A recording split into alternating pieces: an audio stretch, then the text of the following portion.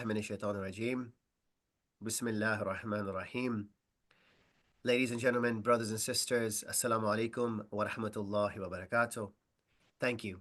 Thank you for tuning in to another edition of 14 Talks, our Ramadan special. We're coming to you live from London. Well, I am anyway.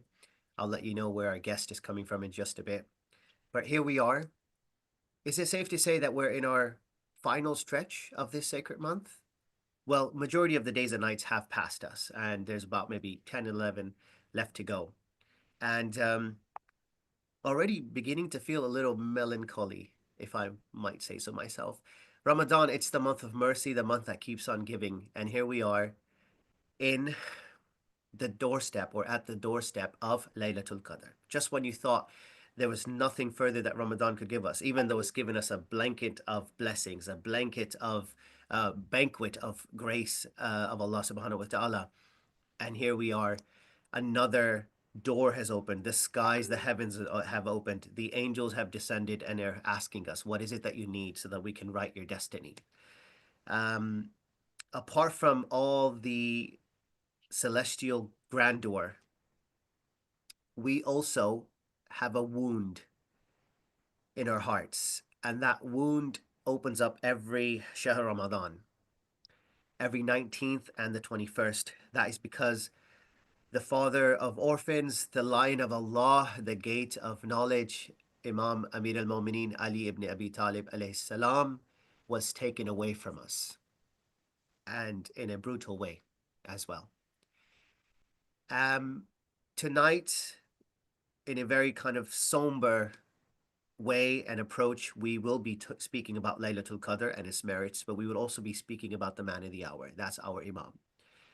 Now, to lead this conversation, I am absolutely thrilled to have this person, this personality join us.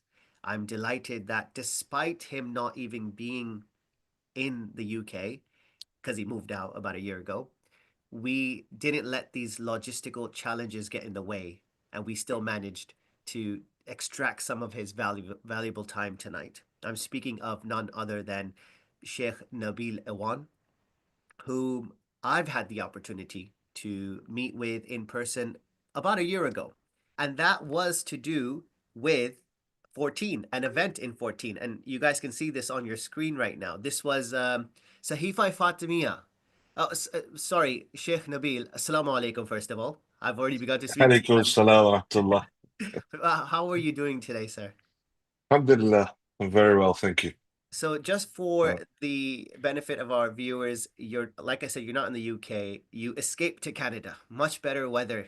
I believe you're experiencing than we are today. I can see by that glow from that window outside. yeah. Um, and you've been away from us for about a year now. How are you finding it, if I can ask you? Get to know what your journey's been like thus far. Alhamdulillah, it's very good. It's a different demographic, different dynamic here. Uh Mu'mineen, I mean, wherever you find a true mu'min, his heart's always warm. MashaAllah. Wow. But there's a slight difference in mindset, I guess. But the advantage of where I am in Edmonton, which is in the province of Alberta. Sure. It's the Texas of Canada, so it's Okay. very open. There are mountains nearby. You know, there are opportunities for hunting and Okay. wildlife, and it's a beautiful place if you can deal with the minus 40 degrees Oh. in the winters. But yeah, alhamdulillah. Other than that, I mean, to be honest, I like it. So uh, I'm saying other than that for the benefit of the viewers. You Uh, you've so obviously listed all the it's good pretty stuff, the great. pros. I mean, Yeah, so you spoke yeah, of what? Steak. How's that a bad thing? So plenty of steak because, like you say, it's the Texas of Canada. Um, yeah, and the weather yeah. could obviously be better as well, but that's everywhere. I can tell you the same story about the UK, as you already know. Um, I Mm. just I realized that it's daytime where you are. That means you're fasting, and I am talking about steaks, and I have a coffee in my hand. So I'm going to put that away. Apologies for Oh no, that. it's okay, don't worry. I know it's virtual, but still, it's not nice, isn't it? Because I know you're still in the state of fasting and you haven't opened your fast. How many more hours to go, approximately? We have another 5 hours, Ooh, I 5 hours think, to go. before, oh, 5, 6 hours, something, yeah. And is it also So, Laylatul Qadr for you yourself also tonight? no, we did Laylatul Qadr Oh, last night. you're a day Yeah. ahead of us. Okay, interesting. Yes. Um, Yeah. so, dear brother, dear Sheikh, as you know, we've titled today's program as When Destiny Was Written in Blood. And we felt that was a creative, a unique way to explain that, yes, it's the Laylatul Qadr, the night of power, the night of destiny, but there's something happened tonight that is very near and dear to the Shias of Imam Amir al-Mu'mineen. Something happened to our Imam, the father of orphans, and we wanted to talk about both of these together, both of these topics together. I wouldn't say it's a unique one, but it's a tricky one. However, I have full faith in you, and this is why we invited you because you will be leading the conversations. I'm just here, like I said previously, just to keep time, which means we'll definitely go over. But I want to start off by saying or asking you, I Laylatul Qadr, and when it comes to Imam Amir al-Mu'mineen, how did he, as an individual, as an Imam, and also portraying himself as someone on the ground, living like us, talking like us, eating like us, how did he handle and approach Laylatul Qadr? Because I'm trying to draw some examples of what we can take from our dear Imam. Please take it away. Mm. I think when if you want to look at how the Aimma alayhi salam approached Layl al-Qadr, uh, it's a bit different to us because remember the Holy Quran says تنزل الملائكة والروح Hmm. that the Malaika and Ruh al-Qudus descend in Laylatul Qadr. And to whom do they descend? The one that is Sahib al-Amr. Wow. And so the experience of the Hujjah during Laylatul Qadr is something that is extremely different to that of the layperson. In fact, we have riwayat that say that the Hujjah of Allah embarks upon a 3 month spiritual exercise to be able to receive the Amr, the commands that are coming to him, that are descending to him on the night of Qadr. Because in effect, for want of a better word, the malakut of the alam is being pulled into the mulk by every one of the angels and Ruh al-Qudus descending upon the heart of the Hujjah of Allah. It would happen to the Prophet, and after the Prophet, the Holy Prophet said that it will then move on to Amir al-Mu'mineen, and then Imam al-Hasan, Imam al-Hussein, ila akhir. And it is being experienced by our Hujjah as well on the nights of Qadr. And he also embarks upon a spiritual exercise program to be able to receive it because it's not something that is small. Min kulli amr, with all of the commands, you have to imagine that these are the divine decrees. Right. So, whereas it's not the Quran, but it is also a decree from the divine, and no ordinary heart can bear that. In Hmm. fact, the Holy Quran says, لو أنزلنا هذا القرآن على جبل, that were we to reveal this Quran upon the mountains, لرأيته, you would see them explode and become uh, almost demolish under the weight of the words of God. So what is coming down is something that is extremely heavy upon the Hujjah of Allah. And so his experience of the night of Qadr is extremely different from ours. And this is why when we embark upon the night of Qadr, we benefit from much of the night of Qadr because of the presence of the Hujjah of Allah. And because of what the Hujjah of Allah is receiving, it's almost like you could call it a thinning or a merger of the two realms, of the mulk with the malakut, and he's drawing down and pulling all of this into himself. And our best option is via the Hujjah towards Allah. And Wow. so the experience is very different. Yeah, I mean, I didn't really think of it that way, but as you highlight this, it does make sense. So you've demonstrated a direct correlation between this special mercy, rahmat, the night of destiny, Laylatul Qadr, and the angels descending and Allah's mercy descending, and there's a direct correlation between the Imam of the time. Now we began speaking about Imam Ali alayhi salam. Are you also saying that because of this, the Imams or the Aima alayhi salam had a kind of a not a difficult time, but was it quite heavy? I think you even alluded to was this night or these nights heavy for them in which they needed to prepare for in advance? Were they what did they do? Did they stay away from the people around these nights? Did they go into the mosques? Did they go into itikaf? Did they how did they what happens? Because ours is simple, straightforward. We go to the mosques, right? We know there's the Amal night. We have this two rakat salah. We have the Quran on top of our heads. And we ask for dua, dua, dua, left and right, because our destiny is going to be written. But how does an imam behave on these nights? How do they prepare and what Mm. do they do?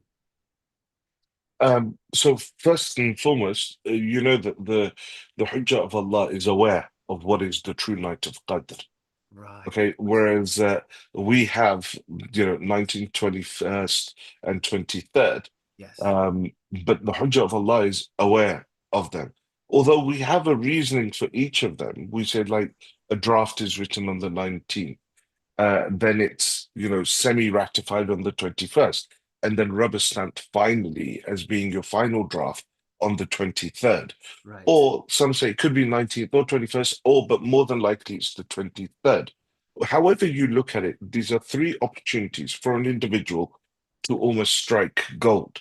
Um, when it comes to the Hujjah of Allah, yes, much of these amal that we have are from the recommendations Right. of the Hujjaj of Allah subhanahu wa ta'ala. It's not that they've been sort of pulled out of a hat or anything like that, So they but they've come themselves from the Aimma alayhi salam, they must and have they would have recommended that to ourselves. And they would have, to some extent, have engaged in those a'mal. And when I'm saying that we're drawing he's drawing the malakut, we're not looking at the physical wujud of the Hujjah here. We're looking at his malakuti wujud, his right. semi-material wujud of the malakut. The malakut is the realm that powers this realm. So where here you will see rain fall, in the malakut will be an individual angel holding a droplet coming down. And its movement down will symbolize the droplet of rain falling here, or Wow. will manifest as a droplet of rain. And so that realm is governed in its totality by the hujjah of Allah subhanahu wa ta'ala. We have a narration from Imam Ali alayhi salam says that no angel moves in this world بقدر نفس واحد, to the extent of a single breath, except that I, Ali, give them permission to do so. And then after me, this authority will go to my son Hassan, and then after me to Hussein, and then he lists all of the Imams until the Imam of our time, Arwahun al-Fida. So the experience of the Hujjah is descending on his soul being that which powers the whole Malakut, and by that, by extension of that, powers this whole world. And so, yeah, they have told us what to do, but what the Hujjah of Allah will be experiencing will be something totally different. Sure. Sure. Sure. Thank you for that. Now, in terms of divine knowledge, spiritual preparation by Imam Ali alayhi salam, we can deduce that he knew this moment was coming. And I'm, of course, alluding to what was his final destiny, the destiny that was written in blood. How did he prepare for that? Did he know hours in advance, days in advance? I'm recalling, if I can say this, that Rasulullah sallallahu alaihi wasallam at the advent of Ramadan, when Ramadan came into play, he would mention that my brother Ali would be struck down in this month. So yes, he was already aware. I'm not sure. And he must have known that this is the Ramadan now. He's 63, 64, I believe, was his age at the time when he passed away, when he was Shaheed.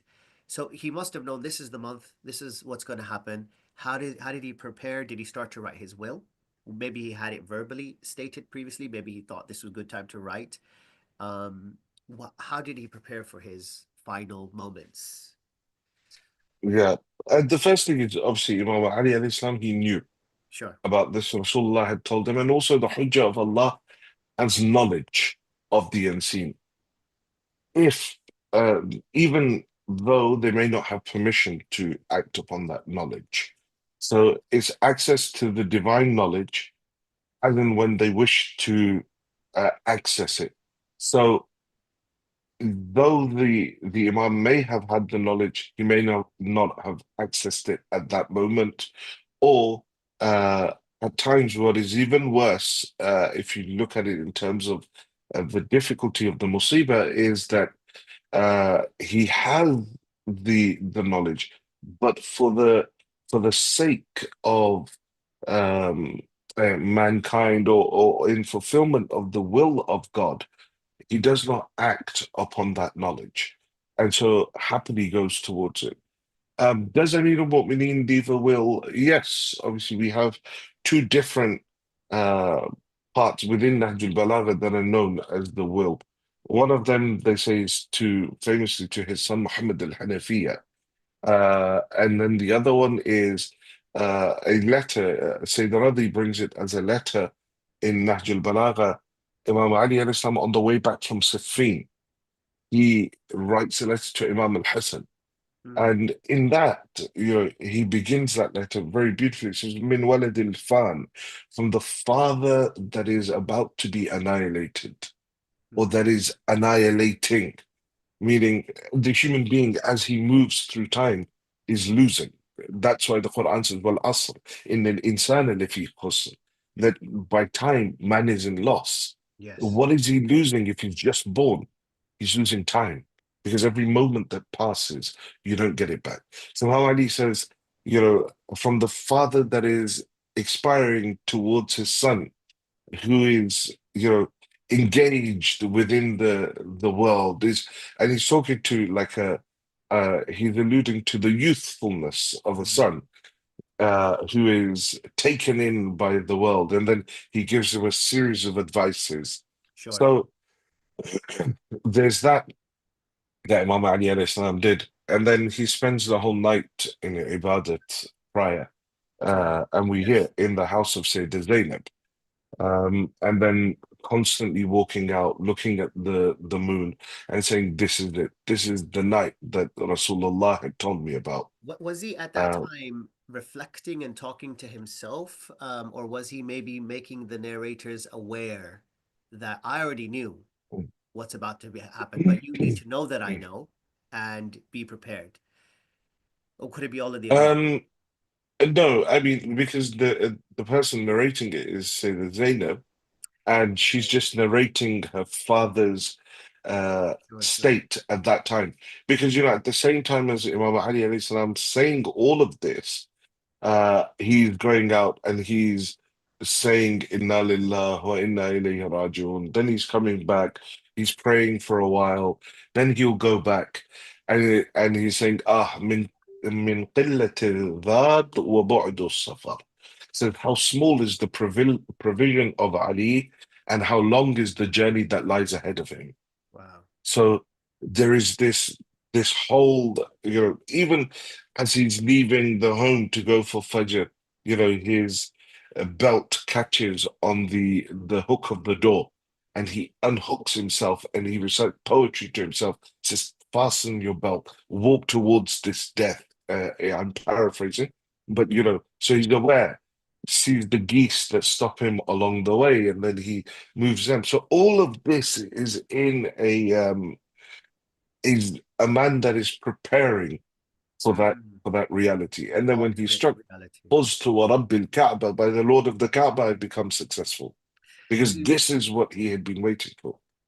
Thank you. Thank you for that. I'm the kind of guy that likes to go into the nitty-gritty, right? I really like to visualize and understand those last moments, and we will get to that. And I like to ask that you do that towards the end, as we conclude the program. We still have a little bit more time here. What I want to do is we began speaking about the Ahlul Bayt, the Aima, as well as Sayyida Zainab as well. So the Ahlul Bayt, if we can go external to them and speak of, because for example, when Imam Ali was Shaheed, he left us. We've been told that the entire universe wept. We could get to the universe, but tell me about the state of the of Kufa, right? Because he was in Masjid al-Kufa when it happened, and the Kufians and the people around and surrounding him. I know not everybody saw eye to eye with each other at the time, but how did they react? How did they behave when the news spread of what has happened to this great man? Um, there is uh, obviously everyone is notified. There is what is known as a cry that is heard through the heaven and the earth. At the time Imam Ali alayhi salam is struck, Jibreel calls out, تهدمت والله أركان الهدى. By Allah, the pillar of guidance has fallen. Wow. And then he says that the son, the brother of Rasulullah has been killed. They have killed Ali al-Murtada. Um, and this, obviously, many of these moments are not, they may not be heard by everyone, right? Although it's been said for all of existence, but only those that have ma'rifah would be able to hear. For example, the same thing occurs with the head of Imam Hussein.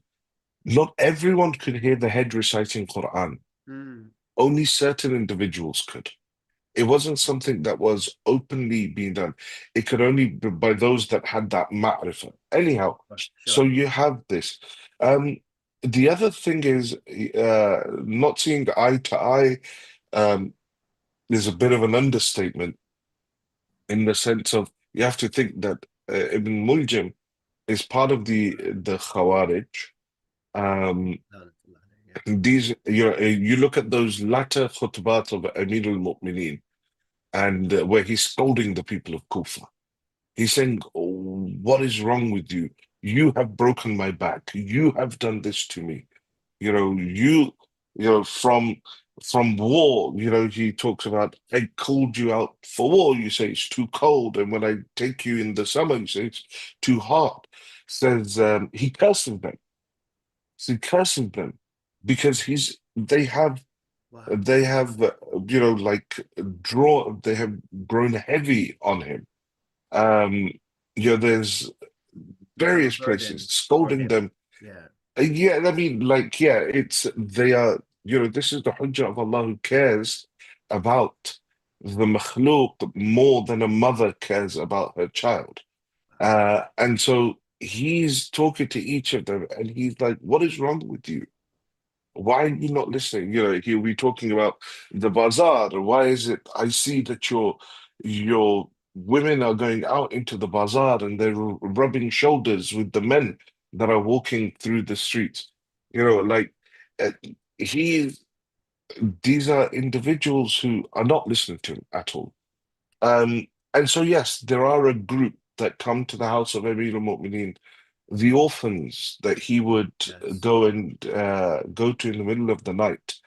Because Amir al-Mu'mineen, amongst his titles is Abu al-Aytam, the father of the orphans. Right. So they're saying on the 20th night, when it was announced that maybe milk might help Mm. get rid of this poison from his body, or at least ease his pain, the orphans of Kufa gathered outside the door of Imam Ali, and they brought their small bowls of milk, and they said, the one that used to feed us now needs us. And they all came to give milk to Amir al-Mu'mineen. So there were those aspects of it, but at the same time, the enmity towards Amir al-Mu'mineen was great. That's Mm. why his funeral is lifted in the middle of the night, Mm. and Wow. only a handful Yes. of people are there. Yes. And That. that's why his grave remained hidden, because there should be no doubt in the mind of anyone. If the grave of Ali ibn Abi Talib was known to the people, they would have exhumed the body and done all sorts to it. Like Right. they tried even to exhume the grave of Fatima Zahra. We have this book called Hidayatul Kubra, says that after Fatima alayhi salam was born, Amir al-Mu'mineen, he made various graves. And at that point, some people came and they said, oh, the individuals, they're outside, they're exhuming the body of Fatima because they say we were not given opportunity to recite over her. And so Amir al-Mu'mineen comes out and he would have a yellow abba that he would wear in times of anger. And so Right. he rushes out holding this yellow abba in his hand. And they say that his eyes were red, the veins of his neck were bulging. And when they just saw the sheer anger in his eyes, they all fled and left the area. So the point being, like, this is the Imam that there was such enmity towards Amir al-Mu'mineen that the reason why they hid his grave I was think, because they would have exhumed the body yeah, and they would that have right there, they would have committed atrocities. it just sums up what your last points on this, where I asked how the Kufians reacted. The fact that even after this great man's death, he's no longer troubling anyone, if I can even put it that way. Yet there's a notion that they could have exhumed his body. His funeral had to be in the darkness of the night. So yeah, for me to say something like they not everybody met eye to eye, it is an understatement. You're 100% correct on that. That was external. I like to bring it back internal again within the Ahlul Bayt. How did Imam al Hassan and Imam Hussein handle the loss of their father in the last hours? They're both Imams, It, also his sons as well. And this is Imam Ali. yeah, I mean, yeah, I mean, at the time, obviously, imamate is something that it doesn't. It only comes to you as the previous imam leaves. So the transfer of imamate, as it were. Right. I mean, that's a different discussion for another day. Sure. What the riwayat say, how that was transferred. Sure. Um, anyhow, but they certainly they have the capability, they have that ismet as well. And it is very difficult for them. They're weeping. Abu Fadl al-Abbas is there. All of the other brothers of Abbas are also there, the younger ones. So you're talking about all of the children of Amir al-Mu'mineen are around him at that time. You have Muhammad Hanafiya, Abu Fadl al-Abbas, Imam al-Hajj, Imam al-Hussein, Kulthum. And one by one, he calls them, he speaks to each of them. He makes them all give bay'ah to Imam al-Hassan. And so throughout this, there is weeping, there's crying, and Imam Ali is in and out of consciousness and looking. And at times he would look at all of them, and at one moment his eyes fall upon Imam al-Hussein, and he says, Hussein, let all of them cry, but you don't cry Mm, because your day is like no other day. So yeah, he gives each of them, tells all of them, place your hands in bay'ah to Imam al-Hassan. But then you hear that he doesn't do that to Abu Fadl al-Abbas. Abbas. And al-Banin says that, oh, why is there something wrong with my son? He says, no, this Abbas is for Hussein in Karbala. Mm, So there is this preparation that Amir al-Mu'mineen is doing for Karbala as well. He's preparing Zainab alayhi salam. Zainab, yeah. know that this very same Kufa, in just some years, you will be paraded through the streets. Mm. He's telling her that, he's telling Imam al-Hussein, when you go out on the 10th day for the last time, make sure you kiss the place where the ropes will be tied upon Zainab alayhi salam. So So there's there's a lots. lot that's going on. Yeah, lots going on. Lots of deep conversations are being had from an imam that is about to depart to the imam that is now about to take over, as well as the members of his household who are on their own journey in order to revive the religion of Islam. As you mentioned about Imam al-Hussein, Karbala, Ashura, Bibi Zainab. I just want to quickly come in here. You reminded me of one of these heart-wrenching masaibs that I've heard of in the past is by Alama Rashid Rabi. And it's about this moment where Imam Ali takes his daughter and he begins to whisper to her. Nobody can hear what he's whispering to her. And we find out many, many, many years later, Karbala has taken place. They are now being paraded to Sham. They arrive at the palace, and now inside the palace are a bunch of drunkards individuals that you just don't even want to be, even if you're a man around. Now, this is the Lady of Light's daughter, Sayyidah Zainab, and she's now struggling because she had to carry Imam Sajjad and go through everything, every hardship. And now she's like, she sat down and she looked towards Kufa and says, I think Imam Sajjad asked her, what is it that you're waiting for? And she said, well, what my dad promised me that night before he left, that he'll come and he'll walk in with me because I've given up. I mean, I'm paraphrasing here, and till this day, when I recall that, that was those words by that Khatib, who's obviously passed away now, were amazing. And it just sets the tone of how the level of deep conversations that were taking place in a night like tonight. Sir, as we draw closer to closing this call, I would like for you to request you to let me know in as much detail as you can.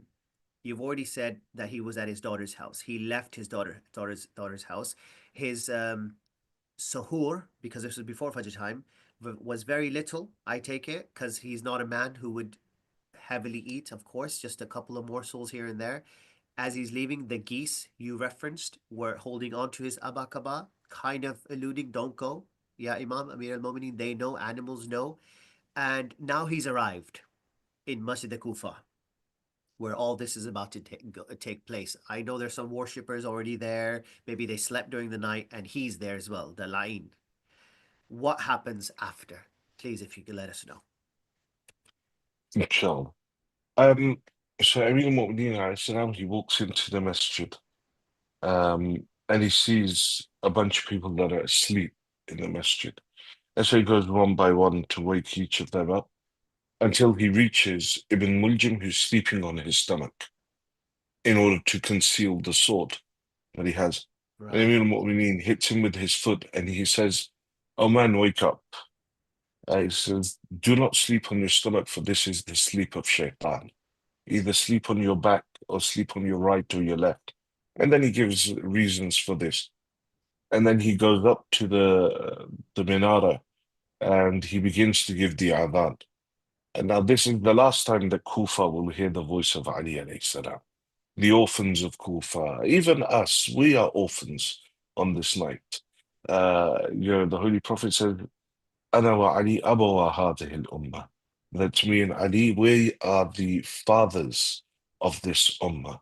So losing Amir al-Mu'mineen, not just for Imam al-Hassan, Imam al-Hussein was grave, or just for the orphans of Kufa, but each of us. This is about us all becoming orphans on this night. He goes up, he recites the adhan, he comes down, and he begins to recite the nawafil of the Fajr. In the state of the nawafil of the first rak'ah, having completed one sajda, as he comes up, Ibn Muljim makes his way from the back and he strikes Amir al-Mu'mineen in the head with the sword. Ali alayhi salam, he falls forward onto the earth, and at that moment he calls out, says, "Fuztu wa rabbil Ka'bah." Says, "By Allah, I have been success. I have become successful, or by the Lord of the Kaaba, I have become successful, and by Allah, I have been killed by the son of the Jewish lady." And he falls. As soon as he falls, there's a cry that comes out uh, from the heavens. Jibreel, "Tahaddamat wallah arkan al-huda." By Allah, the pillar of guidance has fallen. By Allah, they have killed the brother of Mustafa. By Allah, they have killed Ali al-Murtada.